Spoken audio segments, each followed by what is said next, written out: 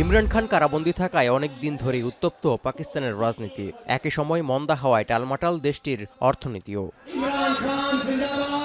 বর্তমানে ৯.৬% মূল্যস্ফীতির সঙ্গে লড়াই করছে ইসলামাবাদ। মাথার উপর ঋণের বোঝা ছাড়িয়েছে ১৩,০০০ কোটি মার্কিন ডলার, যার প্রায় ৩০%ই চীনা ঋণ। দিন যতই যাচ্ছে ততই ঋণের জালে ফাঁসছে রাজনৈতিক ও অর্থনৈতিক সংকটে জর্জরিত এ দেশটি। ৩ বছরের মধ্যে ৯,০০০ কোটি ডলার ঋণ পরিশোধের চাপে রীতিমতো ঘুম হারাম অবস্থা শেহবাজ শরীফ সরকারের। এমন পরিস্থিতিতে চীন, সংযুক্ত আরব আমিরাত এবং সৌদি আরবের কাছ থেকে আরও ঋণ নিয়ে বৈদেশিক মুদ্রার রিজার্ভ ৯০০ কোটি ডলারে উন্নীত করেছে পাকিস্তান। ২০২২ সালে ইমরান খান পতনের পর শেহবাজ শরীফ সরকার ক্ষমতায় আসে। ২০২৩ সালের জুনে তাদের অনুরোধে পাকিস্তানের সঙ্গে ৩০০ কোটি ডলারের ঋণ চুক্তিতে পৌঁছায় আন্তর্জাতিক মুদ্রা তহবিল IMF। চলতি বছরের ফেব্রুয়ারিতে নির্বাচনের পর জোট সরকার গঠন করে আবারও ক্ষমতায় ফেরেন শেহবাজ শরীফ। এরপর গেল জুলাইয়ে IMF-এর সঙ্গে নতুন করে আরও ৭০০ কোটি ডলারের আরেকটি ঋণ চুক্তি হয়।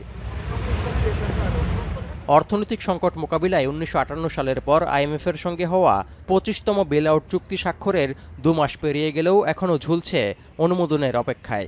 ঋণে বিধ্বস্ত দেশটি IMF-এর বেলআউট শর্ত পূরণে ব্যর্থ হয়েছে কিনা তা নিয়ে আলোচনা, সমালোচনা ও বিতর্ক তুঙ্গে পৌঁছেছে।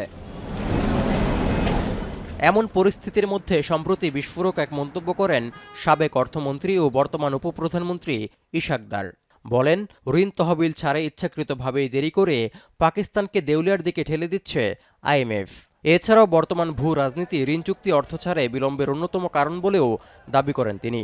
দার আরও বলেন, যতবারই পাকিস্তান অর্থনৈতিক সাফল্যের দিকে অগ্রসর হয়েছে ততবারই দেশটিকে টেনে নিচে নামানোর অপচেষ্টা চালানো হয়েছে। যদিও ইশাকদারের এমন মন্তব্য দায়িত্ব জ্ঞানহীন ও বিব্রতকর বলে মন্তব্য করেছেন বিশ্লেষকরা। অর্থনীতিবিদদের মতে IMF-এর প্রধান দুটি শর্ত পূরণে ব্যর্থ হয়েছে পাকিস্তান।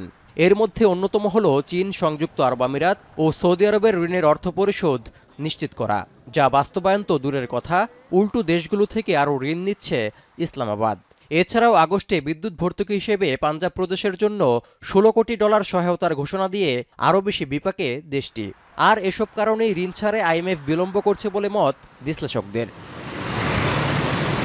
অর্থনৈতিক বিশ্লেষকরা মনে করছেন, পাকিস্তানের চলমান রাজনৈতিক অস্থিতিশীলতা সরকারের বিশ্বাসযোগ্যতাকে প্রভাবিত করছে। এর মধ্যে শেহবাজ সরকার এবং ইমরান খানের মধ্যে চলমান দ্বন্দ্ব অন্যতম। কারণ পাকিস্তান তেহরিকে ইনসাফ PTI এর দাবি, সাম্প্রতিক নির্বাচনে তাদের ম্যান্ডেট চুরি করেছে পাকিস্তান মুসলিম লীগ নওয়াজ PMLN।